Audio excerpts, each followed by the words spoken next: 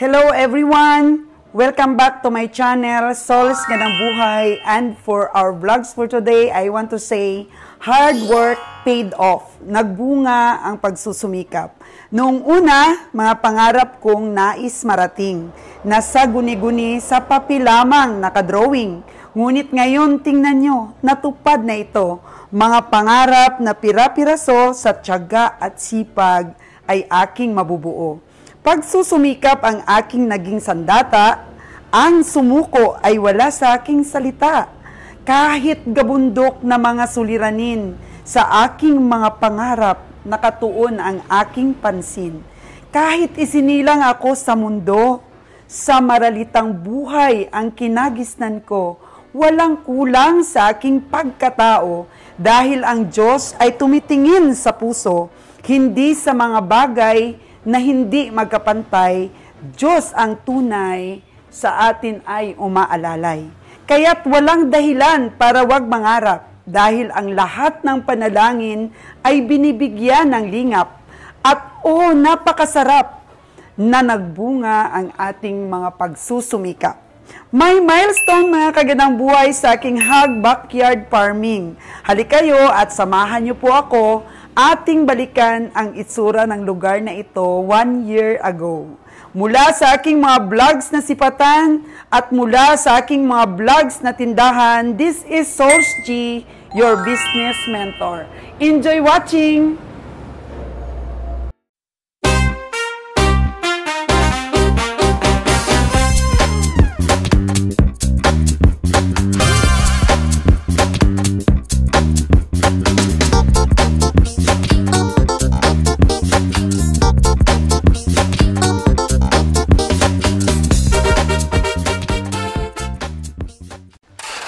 So, ayan po mga kagandang buhay, tuloy-tuloy po ang ating gawa dito sa ating maliit na farm. At gusto ko pong ipakita sa inyo ang dati pong itsura ng ating farm kasi mga 1 year ago na vlogs ko na po ito, yung itsura po ng farm natin, banda dito po na space. So, gusto ko lang pong i-review natin mga kagandang buhay kasi meron po kaming alaga na kunting itik pa lang dati. Tapos, siyempre, nag-dream po tayo na unti-unti po nating i-develop itong lugar na to. At gusto ko pong i-flashback sa inyo yung itsura nito dati. Para po naman ma-inspire yung iba na gamitin din ang kanilang space na i-develop rin po nila. Kasi natutunan ko po mga kagandang buhay na ang paggawa po ng project talagang nag-uumpisa sa pagplano. So, wala pong mangyayaring project kung hindi po natin naisin talaga, kung hindi tayo magsimula sa pagpaplano. And then, syempre, unti-untiin po nating matupad yun. So, flashback ko po sa inyo mga kagandang buhay, 1 year ago, kung ano po ang itsura nito. And then, for documentation na rin po ito mga kagandang buhay. Dahil, syempre, nag-uumpisa pa lang po ang pag-develop natin. So, nililista naman po ng ating in-house manager po dito kung magkano talaga yung ginastos namin. So, marami pong nagsasabi na ang farm po dapat ay malayo talaga po sa kalsada. Pero ito kasi barangay road. And then, yung alagaan po natin dito, hindi naman po masyadong marami. For study po namin ito, ng in-house manager natin. Mga inahin, hindi naman po masyadong mabaho. Kaya maghanap po tayo ng place na for fattening natin. Mag-alaga po tayo dito ng native chickens. Iba-iba po na mga alternatibo din na mga hayop na pwede nating pagkakitaan. Siyempre, pangsweldo natin sa mga tao natin. So, panoorin po natin ang ating throwback. Ayan mga kagandang buhay, bibisita po tayo sa ating farm.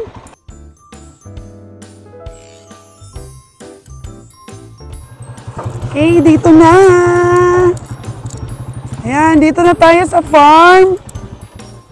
Wow, ang ganda naman ng bahay kubo ng ating tagabantay ng farm, mga kagandang buhay. So, bababa po tayo ng hagdan, mga kagandang buhay. Ito po yung improvised nila na hagdan. At sa 70 kilos po ako, parang ano na to, parang mawawasak ko na.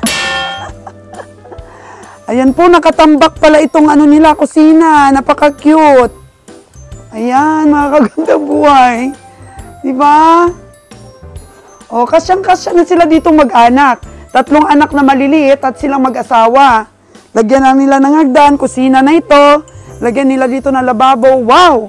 Swak na swak na. Tapos meron pa silang CR doon, oh. So, ang ganda po ng view dito sa baba, mga kagandang buhay, kasi ang kalsada po ay naka-elevate. So, that's why na tinaasan po natin ang mga poste. Ayan po, mga kagandang buhay, para mataas pa sa akin yung mga poste. Ay, oo nga, parang 6-footer. So, tinaasan po natin, mga kagandang buhay, kasi mataas po ang level ng kalsada, baka po bumaha. Hala, ang ganda ng view dito. Pwede siyang makatanim ng mga gulay pa dito. Ayan, oh. Puro palayan. Ang sarap mamuhay sa bukid, mga kagandang buhay. Nakakawala ng stress. Pagka pagod na pagod po ako sa trabaho, ang sarap pong pasyal dito sa farm. So feeling ko, mga kagandang buhay, pag dito po ako nagpa-picture, parang nasa China na po ako. Parang nasa Great Wall na pa ako, di ba? Agree po ba kayo? Ang ganda ng view dito.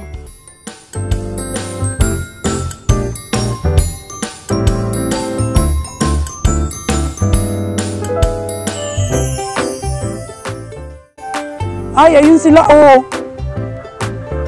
Ayun sila.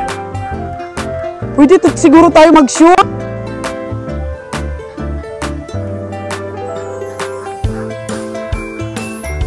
Doon sa kabila ba?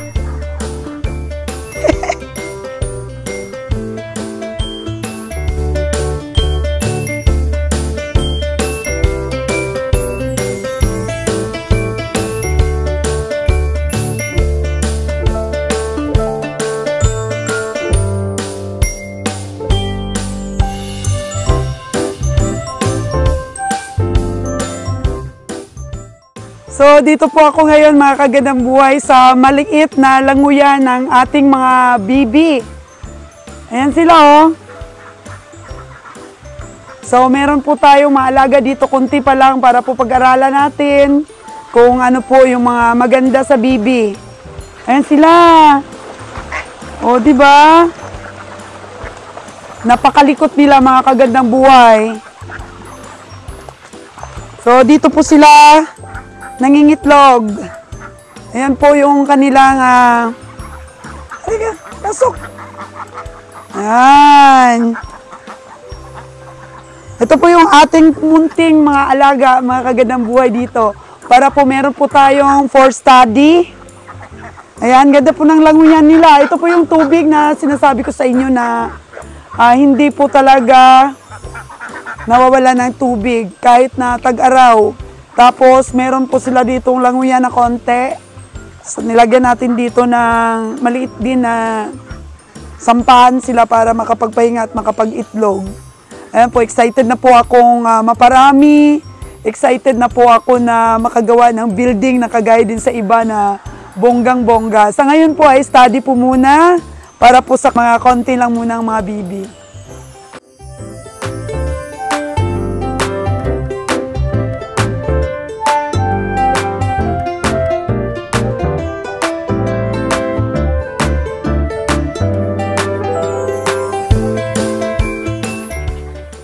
Nakakatuwa. Ang ganda talaga ito pag marami na. Excited na ako talaga mag-alaga ng mga bibi. Mga ka-ducks.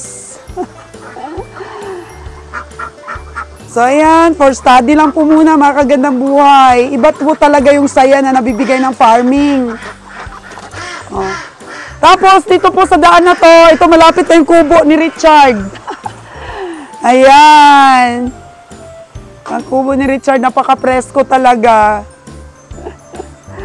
Malapit siya doon sa alagaan natin ng bibi sa maliit na languyan nila. Yan, makapag-alaga talaga siya dito ng marami. Napanood na po ninyo, mga kagandang buhay, ang ating throwback. At sabi po ng ating in-house manager po dito, mga 300 plus ang ating gasto sa Pacquiao. O, ito pa lang na project. 300 plus. 300,000 plus po, mga kagandang buhay, yung abutin nito. Dahil nagdagdag kasi tayo dito, sayang naman po kasi ang place po, mga kagandang buhay. Pwede pa naman po itong gawing opisina. At the same time, pwede po nating matulugan ng ating manager dito. So, di ba mga kagandang buhay? Tapos gagawa pa kami ng mga pen dyan. So, malaki talaga ang gastos sa sa katuparan ng ating mga plano po, mga kagandang buhay. Pero lifetime na po ito. Yes, ito pong kubo, mga kagandang buhay, gawin natin itong staka ng, budiga ba? Ng feeds. Yan, so ulitin natin yan, ang forma niyan, mga kagandang buhay. So yan, after that, nang ginagawa nila, paggawa tayo ng munting tulay dito, para naman po, pagka tayo, transport ng ating mga baboy, hindi mahirapan. Dito po banda. Yan o. Yan, tulay po yan. Gawin nating tulay. And then ito, I'm sure, pag-update ko sa inyo ulit, maumpisahan ang paggawa ng opisina na yan, mga kagandang buhay. Ito tatambakan natin para pwede po tayong dito, makapag-park po nating sasakyan habang nag-unload po tayo ng ating mga supplies. Septic tank natin, mga kagandang buhay, ang laki, 3 chambers. Ang laki niyan, 36,000 po ang pakyaw. So, kailangan po nating tambakan ito para medyo mag-elevate. Tapos lahat po ng natin, kulungan ng baboy, naka-elevate. So, hanging type po ang gawin natin. Naasikaso ko na rin po yung pagbili dito ng lupa na patayuan natin ang ating mga fattening. So, process by process po. May mabibilang pa lang po na backyard farming po ito dahil hindi naman po ito maramihan. So, kailangan nating bumili ng inahin na maganda ang lahi. Tapos, dahil nga sa ASF, wala pong mabilhan na magandang inahin dito ang mga kababayan natin. Magbinta po muna tayo para makatulong din po tayo sa ibang mga farmers. Kasi doon po daw sa Bacolod, marami pong nag-offer sa atin or marami pong sabi sa atin na sa Jiltas daw po tayo bibili ng mga inahing baboy. At medyo pricey po yun, mga kagandang buhay. So tingnan natin. Sana patnubayan tayo ng Diyos sa mga plano natin na to para po makatulong din tayo sa mga hog farmer dito po sa ating lugar. Probinsya po ng Aklan. So, makikita ninyo po, mga kagandang buhay, ayun o, yung mga bibi ni Ron. Actually, nagdagdag na siya ng bibi. Ito po yung una niyang bibi, o. So, develop rin po natin ito. Pwede po tayong maggumawa dito ng mga building ng bibi niya, na mga for lifetime na mga structures po, mga kagandang buhay. So, kasi sa buhay natin, nagsisipag po tayo para marating po natin at maisakatuparan ng ating mga pangarap. Kaya mas maganda rin pong nangangarap tayo, di ba po? Kasi yung iba sabi nila, naku, hanggang pangarap na lang. So ano ba ang maganda? Hanggang pangarap na lang o wala talagang pangarap? So maganda talaga yung may pangarap tayo para may inspirasyon po tayo, mga kagandang buhay na mag-ipon para po sa ating mga project. Kasi ang itik po, mga kagandang buhay, maganda talaga. Mahal kasi talaga ngayon ang itlog alat. Iniitlog alat lang po namin. Kasi hindi po kami pwedeng mag-produce ng balot. Itlog alat lang po yung sa amin. Kaya ito, 3,400 square meter po ito dito. Naku, makapagpagawa po ng building dito, mga kagandang buhay. Kasi for study ni Ron is, sa mga vlogs ko po pinakita ko sa inyo, light materials lang. Ngayon, kung talagang magaling na si Ron sa pag-alaga, gawa na natin siya ng permanent building po. At napaka-suitable po itong lugar niya kasi meron pong languyan ang kanyang mga bibi. Yan po. Saka ginawa na rin natin maganda ang deck natin para yung daloy po ng tubig kapag umulan or bumagyo ay hindi po bahain. Hindi po bumaha o bahain ang ating mga alaga. Kaya sa ulitin po, mga vlogs ni Solos Gandang Buhay, ang purpose po nito is to inspire everybody, to inspire farmers Yan, yung mga munting pangarap natin ay umi-income na, gano'n, yung puguan ni Ron at saka yung itikan. At ito naman pong babuya na bagong journey natin. Kasi yung sa kabila naman doon ang mga baka ni Kabeng Roger. So, sunod na project namin, pagawan din po natin ng pader. Pagawa namin ng pader ang farm doon po sa Putol. Putol po ang tawag ng lugar na yun. So, kailangan po talaga ma-develop no, ang ating mga property. Kasi tutuusin, mas mahal pa po yung pag-develop kaysa sa presyo ng lupa. Natutuwa po ako sa ating throwback. Kasi simpleng mga pangarap lang po na pinanghawakan natin. Ngayon po, unti-unti na nating tinutupad. Yan. Sabi nga ni Kabeng Roger, utang lang daw ng utang. Basta yung utang na pupunta po sa maganda. Hindi po natin winaldas. Kundi nilagay po natin dito sa project natin. At unti-unti po mababayaran naman natin yung mga utang. Kaya dapat po pag umutang tayo, may utang management. Hindi po basta-basta na lang utang tayo kasi sabi ng iba, ay, mahirap ang negosyong utang. Oh, no! Depende po yan sa pag-manage po natin. Kasi hindi po tayo nakakagalaw kung ano po yung mga gusto nating gawin kung hindi naman po tayo utang. Basta ang importante po doon, huwag tayong umutang na sa palagay natin, mahirapan tayong magbayad. Kailangan po may source talaga tayong matibay kung saan natin kukunin ang mga inuutang natin. So, ayun po ang update na naman po ng ating pong vlogs for today. At ang tabay lang po mga kanyadang buhay sa ating sipatan. Dahil, siyempre, nagpapagamot po talaga ako. Yun po ang tunay na dahilan kung bakit nagpahinga po ako. At saka si Kabeng Roger, nagpa-general check-up na rin po. Kaya wag po nating pabayaan yung ating health. Kasi health is wealth. Mauubos din po ang ating pinagpaguran kung hindi po natin ingatan ang ating katawan. Hi ka muna sa ating mga subscriber, Kabiyahe. Yes, ay sa mga subscriber natin dyan, Dito tayo ngayon sa ating munting project. Ating project natin, dito, yung maliit na project natin. Almost, na siya? Almost 60% na yung natapos. Kasi marami pa tayo idadagdag dyan. Pag mag-pray ng isip sa atin. Kasi ngayon, alaga-alaga lang muna ng mga manok, kung ano dyan, basta ang baboy, di tayo pwedeng sumugal dahil may ACF kasi. Hirapan tayo. Kasi yung ACF, delikado talaga. Malulugit ka lang. Sa Batangas, ang dami ng doon, namatay ng mga baboy. Wala namang problema sa Batangas, ACF pre ang Batangas. May mga may mga vaccine na. So hopefully, maging successful ang vaccine dito sa probinsya. May vaccine na daw, pero trial and error pa yan. Trial and error pa yan. Oo. Ang ganda nitong deck na ginawa mo, Talagang ganon. Tapos ito, opisina. Hindi tayo pwede mag-stagnant ng tubig natin dyan. Yan dyan sa taas, kubo-kubo lang yan dyan. Purpose lang yan, nagdagastos lang yan sana, pero at least... Sayang ang space kasi.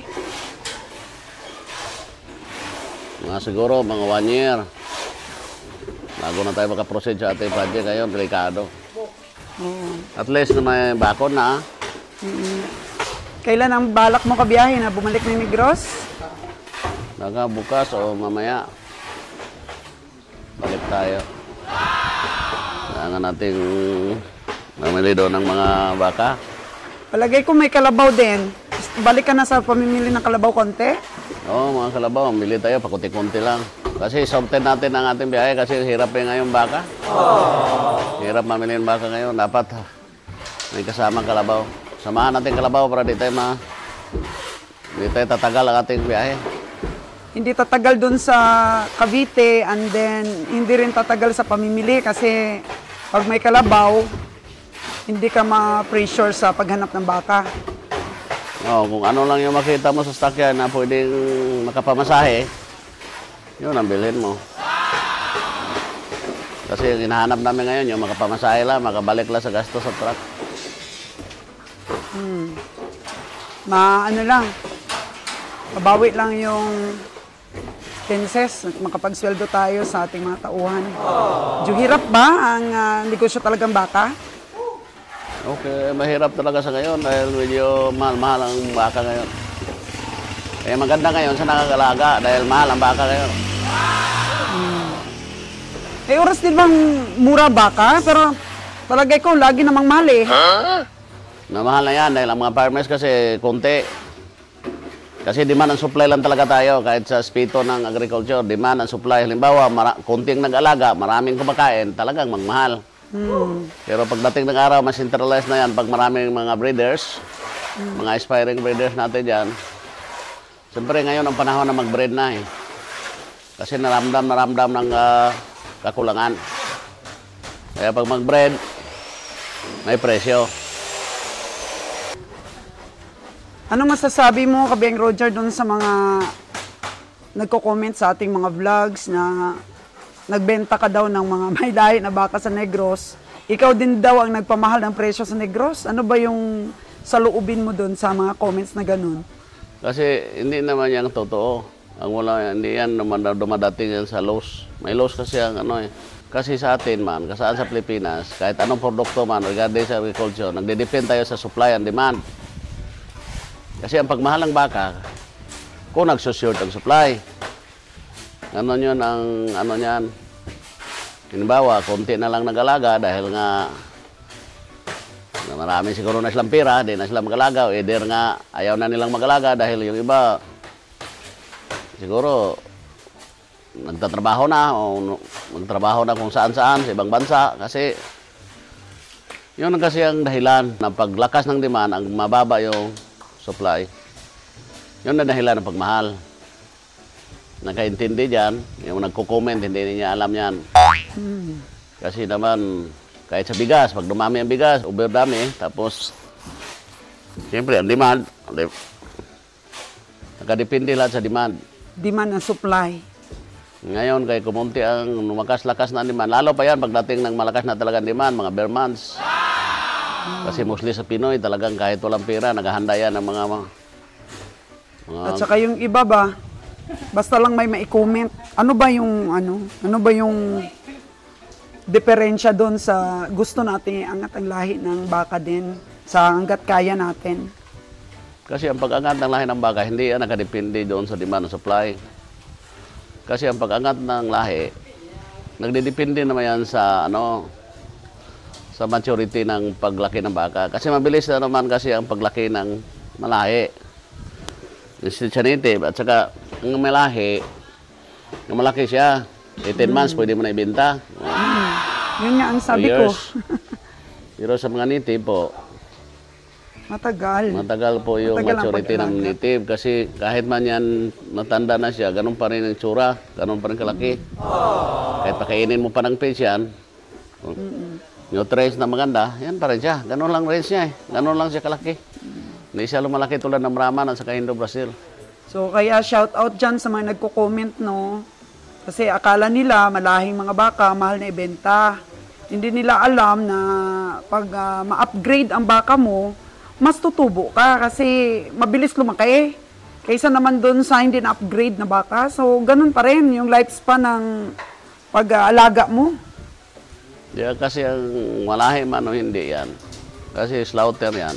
Sa karne talaga Sa karne nakabase yan. Kasi pag lumakas ang demand ng karne, talagang lalaki, magmahal ang meat. Pero pag humina ang demand, talagang magmura baka. Kasi konti na lang kakain, tapos maraming karne. Pero nangyayari ngayon, maraming kumakain, konti ang karne, kaya mahal-mahal ang baka. Ganon yung nangyayari ngayon. Kaya nung una kasi, murang-mura baka dahil nandyan yung Australia. Ngayon kasi medyo humina rin yung Australia. Humina rin yung... Marami pa rin imported. Mga importer, marami pa rin sila. Isa yan rin sila sa nagpapamura ng baka. So sabi ni Kabiang Roger, demand and supply. Doon po nagbe-base yung pagmahal ng mga baka. Kasi minsan nangyayari kabiyahe, no? Pag namili tayo sa stockyard, pag marami talaga yung supply, maraming nagdadatingan na baka, nagmumura talaga ang presyo. Medyo mura. Medyo. Pero Konti. ever since, hindi nang mura ang baka. Kasi, malakas ang demand.